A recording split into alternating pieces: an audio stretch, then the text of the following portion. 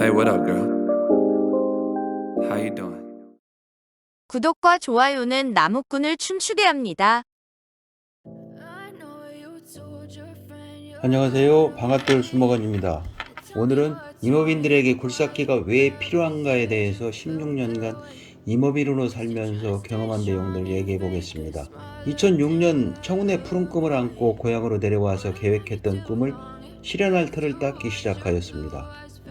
잡목이 우거진 산과 버려진 천수답을 정리하고 베이스 캠프 자리를 마련하는 게 가장 큰 일이었습니다.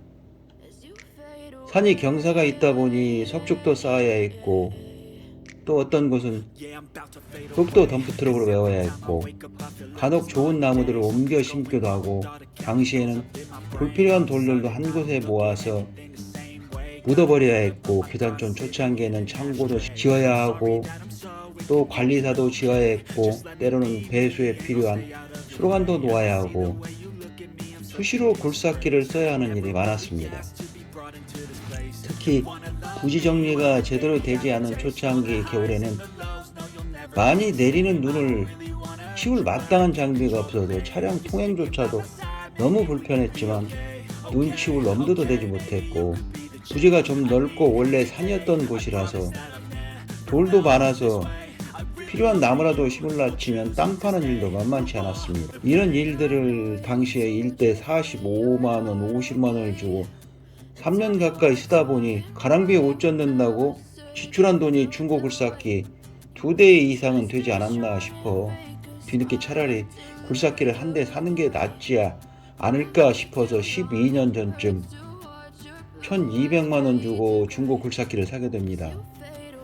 좀 늦은 감이 있었지만 굴삭기 구입 초기에는 시간 가는 줄 모르고 일을 일부러 만들어서 하기도 하고, 일단 비싼 돈 주지 않아도 되는 내 장비가 있어서 일이 재미가 있었습니다. 서두르지 않게 되다 보니 생각하지도 않은 것들이 눈에 보이게 되고 주변도 깨끗하게 정리가 되고 몸이 편하게 되는 겁니다.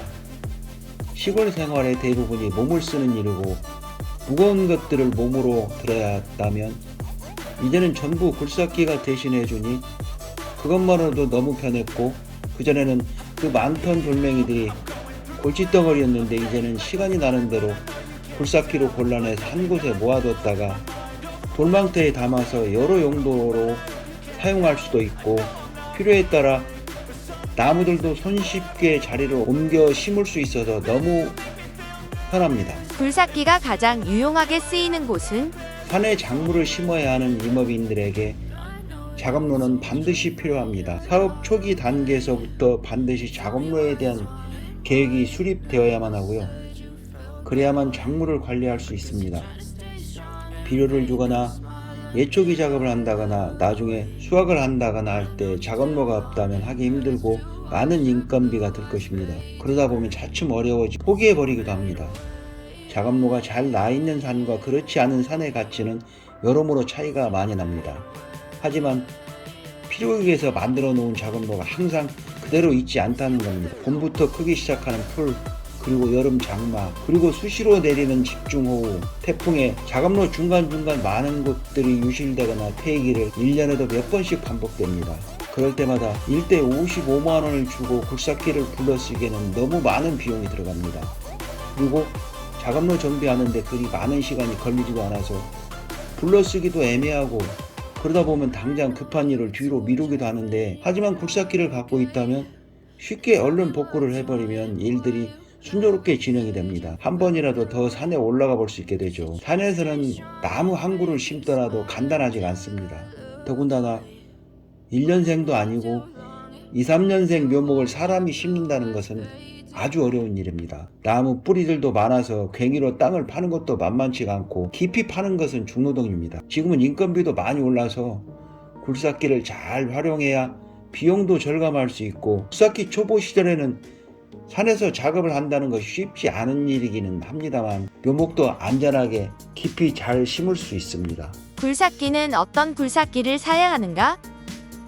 제가 가지고 있는 굴삭기는 30년 이상 오래된 굴삭기입니다. 구입 당시에도 오래되었던 걸로만 알고 있었고 해마다 검사를 받고는 있지만 연식을 잊어버리곤 합니다. 비산촌 초창기에는 여러모로 굴삭기가 필요한 일이 많이 있었지만 어느 정도 기반 조성이 끝나면 굴삭기 가동 시간만으로 계산하면 연중 열흘 정도나 사용할까 하는 생각이 듭니다. 그것도 잠깐 수시로 사용해야 하는 일들이 대부분이고요. 하지만 그것을 돈을 주고 쓴다면 1년에 5,600만원 정도 되니 적은 비용은 아니죠. 여유가 된다면 상관없겠지만 굳이 비싼 장비보다는 중고 굴삭기를 권하고 싶습니다. 2천만원대의 굴삭기도 충분히 좋은 굴삭기들이 많이 있더군요. 물론 초기에는 고장도 좀 날 수 있겠지만 감수하고 조금씩 수리도 해가며 자주 닦고 조이고 기름치는 것은 해야 합니다. 오래 사용하다 보니 주로 고장이 나는 곳들, 그리고 어떻게 고쳐야 하고 어디가 안 좋은가 소리만 들어 알게 되더군요. 통하면 통한다고 돈 들어가는 게 아깝다고 느껴지니까 미리 구리스도 주입하고 오일도 점검 교환하고 유압오일도 점검하게 되더군요. 굴삭기는 엔진오일과 유압오일 떨어뜨리지 않으면 크게 돈 들어가는 고장이 없고 관심만 있다면 트랙 탈부착, 배터리 수리, 유압호스 교환, 엔진오일 교환 등은 직접 할 수 있습니다. 출장 수리비가 한 번 나오면 기본 20만원, 부품비는 별도라 작은 고장이 나도 4,50만원은 금방입니다. 저도 지금은 거의 정비사를 부를 일이 없게 하려고 수시로 확인 점검합니다. 굴삭기 사용 시 주의할 점은 산에서 일하면서 가장 주의해야 할 일은 전복사고입니다. 저도 생각지도 않은 곳에도 2번이나 넘어져 버린 어처구니 없는 일이 있었습니다. 첫 번째는 운전이 미숙한 상태에서 산에 올라갔다가 경사가 심한 작업로의 비탈면으로 비스듬히 궤도가 들어가기에 빠져나가기 위해서 이렇게 저렇게 움직이다가 버켓, 즉 바가지를 조금 높이 드는 바람에 어떻게 손쓸 틈도 없이 넘어져 버렸습니다. 옆으로 눕는 정도로만 넘어져서 옆 유리창이 깨지는 정도였고 저도 다친 곳 없이 창문을 열고 빠져나왔습니다. 천만다행인 것은 그곳이 휴대폰이 안 되는 곳이라 만약에 굴삭기가 한 번만 더 굴러서 제가 깔려서 나오기 힘들었더라면 큰일이 날 수도 있었고 굴삭기도 폐차해야 했을 겁니다. 그렇게 전복 하루 만에 6W를 불러서 어렵게 이렇게 세워놓고 정비사에게 연락했더니 일단 시동을 걸지 말고 하루 정도 놔두라는 겁니다. 옆으로 눕는 바람에 연료와 오일이 다른 곳들로 새어나와서 혹시나 엔진에 이상이 생길 수도 있으니까 걱정이더군요. 엔진에 문제가 생긴다면 굴삭기를 산속에 버려야 할 수도 있으니까요.